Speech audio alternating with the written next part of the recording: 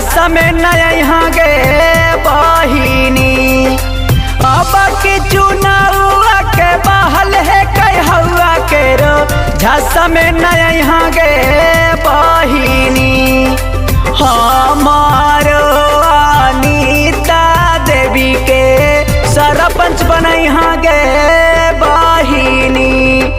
नीमा पंचायतवा से अब की बेरिया विजयी बनई हाँ गे बहिनी। कतनो तो है बहा कई थुन विरोधिया न झांसा में नया यहाँ गे बहिनी। क्रमांक संख्या 1 पर स्टोव छपनी सनावा मोहरा वाला गई हाँ गे बहिनी।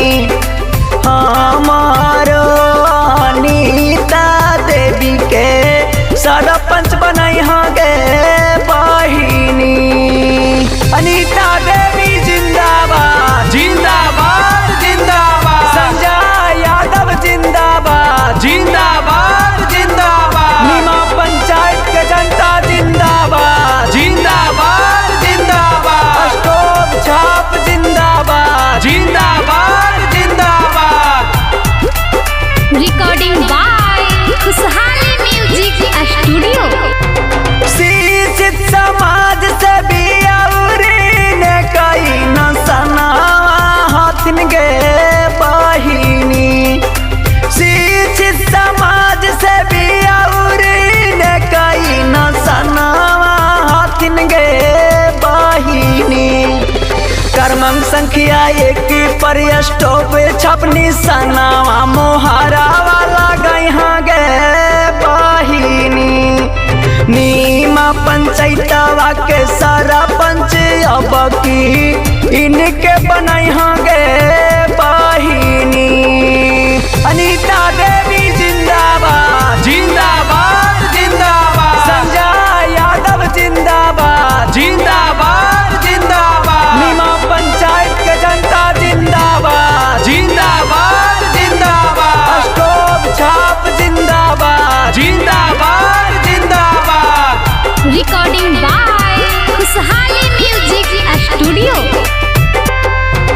सरपंच बनी के नीमा पंचायतवा में न्याय दिलथुन गे बहिनी। सरपंच बनी के नीमा पंचायतवा में न्याय दिलथुन गे बहिनी। सब मिली जुली भोटवा दे के इनके जितई हो गे बहिनी। क्रमांक संख्या 1 पर स्टोव छपनी सनावा मोहरा वाला गई हाँ गे बहिनी। अनीता देवी जिंदाबाद जिंदाबाद जिंदाबाद। संजय यादव जिंदाबाद जिंदाबाद जिंदाबाद। नीमा पंचायत के जनता जिंदाबाद जिंदाबाद जिंदाबाद। स्टोव छाप जिंदाबाद जिंदाबाद जिंदाबाद। रिकॉर्डिंग बाय खुशहाली म्यूजिक स्टूडियो।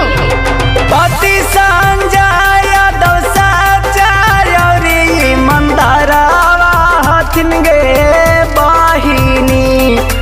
पति संजय यादव सच्चाई और ईमानदारवा हथिन गे बहिनी। नीमा पंचायतवा से अब की